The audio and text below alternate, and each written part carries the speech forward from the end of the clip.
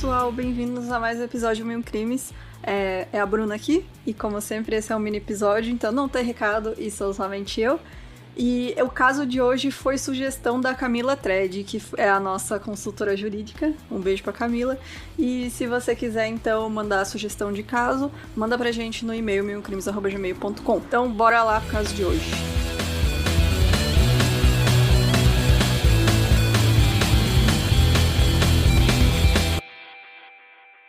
O Atercino Ferreira de Lima Filho foi casado com a Anaíse por 10 anos quando eles se divorciaram em 2002. O casal era considerado normal e muito participativo da vida dos filhos, e o divórcio foi muito conturbado e o Atercino foi surpreendido por um oficial de justiça quando chegava em casa.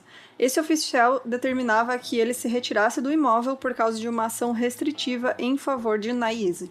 Os filhos do casal, que eram um menino de 8 anos e uma menina de 6, ficaram sob a guarda da mãe, que estava morando com a vizinha e amiga Giselda. Quando o divórcio foi oficializado, o Atercino casou-se novamente e ganhou o direito de ficar com os filhos a cada 15 dias. Com o tempo, ele percebeu que seus filhos estavam apresentando mudanças de comportamento e as visitas passaram a ficar cada vez mais irregulares.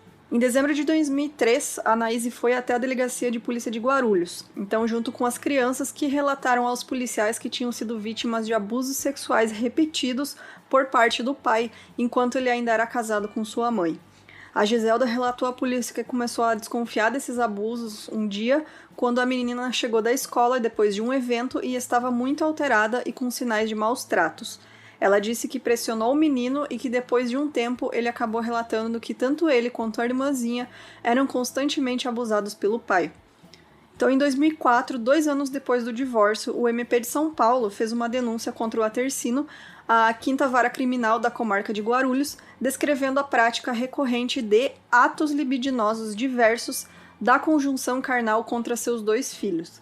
Então, em 2005, a juíza Patrícia Maiello Ribeiro Prado, da 5ª Vara Criminal de Guarulhos, condenou o Atercino a 45 anos de prisão em regime fechado por atentado violento ao pudor, e aí, abre aspas, consistente no constrangimento mediante violência presumida à prática de ato libidinoso diverso da conjunção carnal contra seus 2 descendentes menores de 14 anos em continuidade delitiva, que quer dizer por diversos anos. Fecha aspas. O Atercino acabou respondendo em liberdade, mas foi impedido de manter contato com os filhos. Então, os filhos da Anaíse e do Atercino estavam sofrendo de maus tratos pela mãe e pela Giselda, e eles acabaram fugindo de casa. Os irmãos passaram a viver em orfanatos, onde relataram que sofriam agressões físicas da mãe e da amiga da mãe, e que por isso tinham fugido de casa. Já adolescentes, eles estavam procurando pelo pai, com quem tinham perdido contato há 10 anos, na tentativa de inocentar ele e se reaproximarem. Então, em 2012, aos 18 anos, o Andrei, que era o filho do Atercino, ele registrou uma declaração que nunca sofreu abusos do pai e que foi obrigado a mentir quando era criança.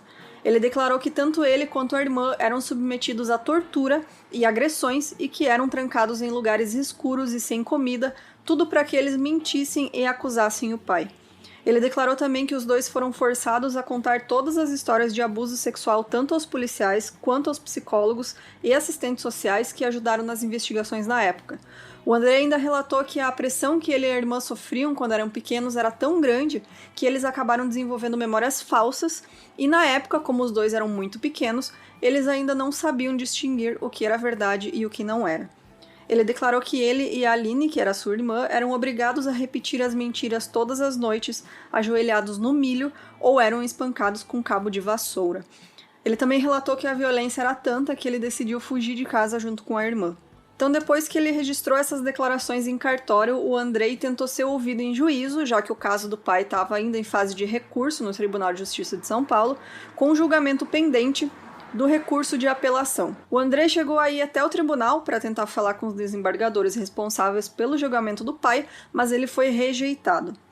Então, o recurso de apelação do Atercino foi parcialmente aceito em 2013 e a condenação pela prática de ato libidinoso contra seus 2 filhos foi mantida, mas a pena foi reduzida e reestruturada de 45 para 27 anos em regime inicialmente fechado.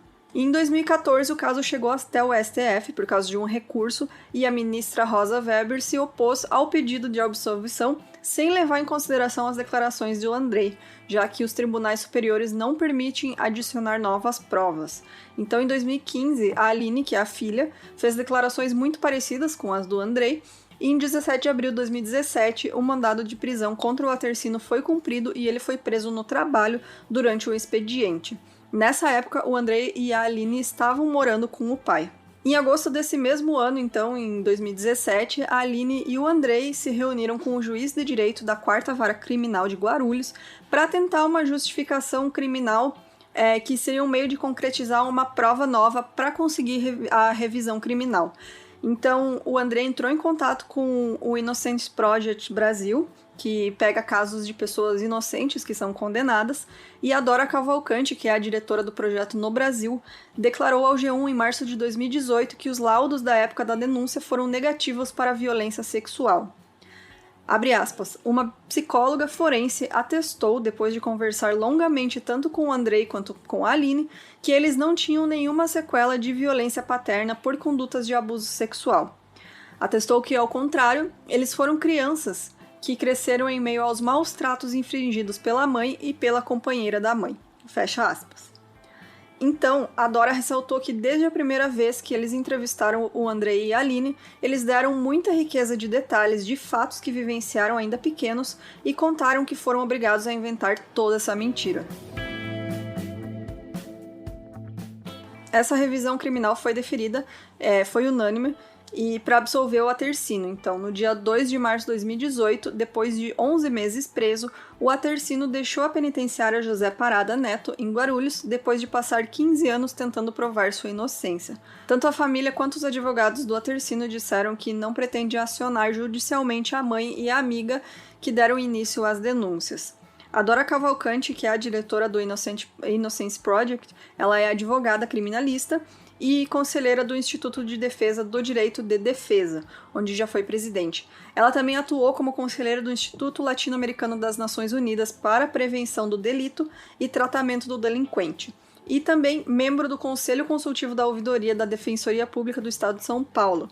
Ela foi responsável por trazer esse projeto para o Brasil é uma associação sem fins lucrativos, criada em dezembro de 2016, e é a primeira organização brasileira especificamente voltada a enfrentar a grave questão das condenações de inocentes no país.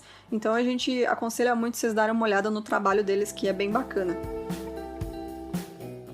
Então é isso, pessoal. No fim teve um final feliz, e se você quiser, então, mandar sugestão pra gente, manda no e-mail milioncrimes@gmail.com, e se você quiser nos apoiar, entra no site milcrimes.com.br.